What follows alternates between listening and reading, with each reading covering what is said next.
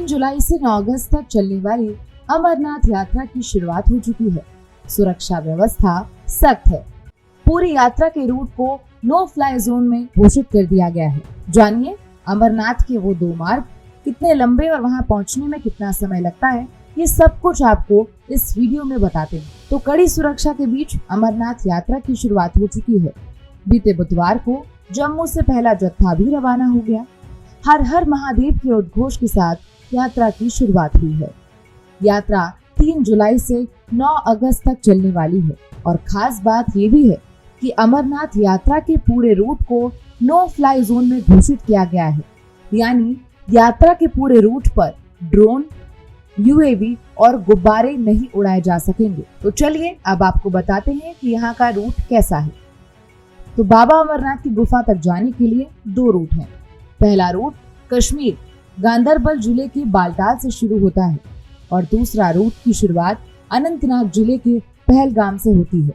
ये श्रद्धालु पर निर्भर है कि वो कौन सा मार्ग चुनते हैं।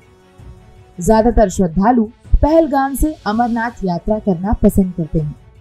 अगर आप बाबा अमरनाथ की गुफा के लिए पहलगाम वाला रूट चुनते हैं तो 48 किलोमीटर की दूरी तय करनी होती है, यानी आपको इतने किलोमीटर पैदल चलना पड़ सकता है। पहलगाम से शुरू होने वाले इस रूट में चंदनवाड़ी, पिस्सू टॉप, जोजीबल, नागकोटी, शेषनाग, वारबल, महागुना स्टॉप, पाबीबल, पंचतरणी और अंत में संगम पड़ाव आता है।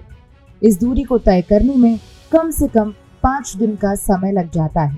तो चलिए अब आपको दूसरे रूट के बारे में भी बताते हैं कि दूसरे रूट में आपको कितना चलना पड़ेगा। अमरनाथ यात्रा के लिए दूसरे रूट की शुरुआत बालटाल से होती है। ये रूट 14 किलोमीटर लंबा है। इस रूट में बालटाल के साथ डोमाली, बरारी और फिर संगम पड़ाव आता है। ये रूट भले ही छोटा है, लेकिन चढ़ाई खड़ी होने के कारण यात्रियों के लिए मुश्किलें खड़ी हो जाती हैं और रास्ते में पड़ने वाली गहरी खाई भी दिक्कतों को बढ़ाने का काम करती है। इस रूट से बाबा की गुफा तक पहुंचने में न्यूनतम 2 दिन लगते हैं। इसके अलावा आपके पास एक और भी तरीका है। पैदल ना चल पाने वाले श्रद्धालुओं के लिए हेलीकॉप्टर की सुविधा भी उपलब्ध कराई जाती है। दोनों ही रूट पर ये सुविधा उपलब्ध कराई जाती है और ये सुविधा गुफा से 6 किलोमीटर पहले पंचतरणी तक उपलब्ध कराई जाती है। इसके बाद यात्रियों को पैदल सफर तय करना होता है, यानी कि अगर आप दोनों रूट में प्लान बनाएंगे तो दोनों ही रूट में आपको 6 किलोमीटर तो पैदल चलना ही पड़ेगा। तो अगर आप यात्रा का प्लान कर रहे हैं तो आप कौन सा रूट अपनाएंगे और इस यात्रा की व्यवस्था को लेकर आपकी क्या राय है, हमें कमेंट बॉक्स में जरूर बताएं। देखते रहिए भारत एक्सप्रेस।